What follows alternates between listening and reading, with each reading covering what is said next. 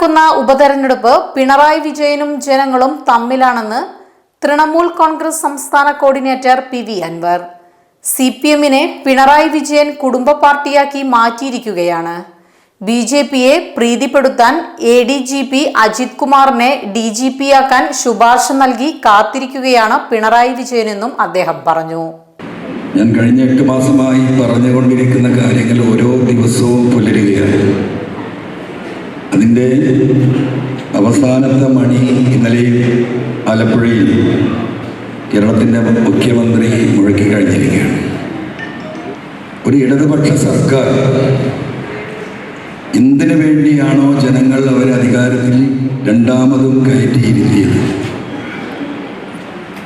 ആ സർക്കാരിൻ്റെ അടിസ്ഥാനപരമായ നയങ്ങൾക്ക് തികച്ചും വ്യത്യസ്തമായ ചില നിലപാടുകൾ കൃത്യമായി കാണാൻ തുടങ്ങുകയാണ്.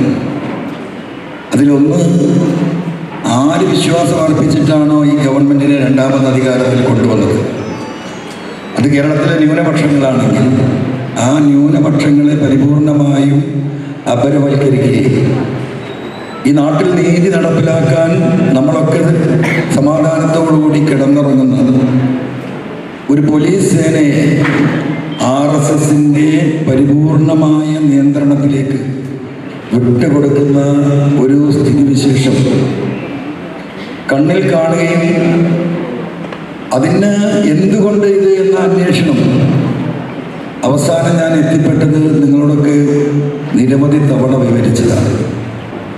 ഇവിടെ തെരഞ്ഞെടുപ്പ് നടക്കുന്നത് UDF-ഉം LDF-ഉം തമ്മിലാണ് എന്ന് ആരും കരുതണ്ട. ഈ തെരഞ്ഞെടുപ്പ് പിണറായിയും കേരളത്തിലെ ജനങ്ങളും തമ്മിലുള്ള ഏറ്റുമുട്ടലാണ്. കേരളത്തിലെ ജനങ്ങൾ തമ്മിലുള്ള ഏറ്റുമുട്ടലാണ്. അതിൽ എല്ലാ ജാതി മതസ്ഥരുമുണ്ട്. ഇവിടെ തെരഞ്ഞെടുപ്പ് പ്രഖ്യാപിച്ച് വോട്ട് ചെയ്യുന്ന ബൂത്തിൽ ആദ്യം വോട്ട് ചെയ്യുന്നത് ഈ നിലമ്പൂരിലെ കമ്മ്യൂണിസ്റ്റുകാരായിരിക്കും. നിങ്ങൾ എഴുതി വെച്ചു, ആ വോട്ട് ആന്റി പിണറായി വോട്ടായിരിക്കും. ഇവിടുത്തെ നമ്മളെക്കാളും വികാരപരമായി നിൽക്കുന്നത് ഇവിടുത്തെ കമ്മ്യൂണിസ്റ്റുകാരാണ്, ഇടതുപക്ഷ പ്രവർത്തകരാണ്. എന്താണ് കാരണം? ഒരു രാഷ്ട്രീയ പാർട്ടിയെ ഒരു കുടുംബാധിപത്യത്തിലേക്ക് മെല്ലെ മെല്ലെ കൊണ്ടുപോയി കുടുംബാധിപത്യത്തിൻ്റെ ഇരുമ്പറക്കുള്ളിലാക്കി നിർത്തിയിരിക്കുകയാണ്. മിണ്ടാൻ പറയാൻ അവകാശമില്ലാത്ത പാർട്ടിയായി കമ്മ്യൂണിസ്റ്റ് പാർട്ടി മാറി. SS Gold, pure gold. SS Group, Nilambur.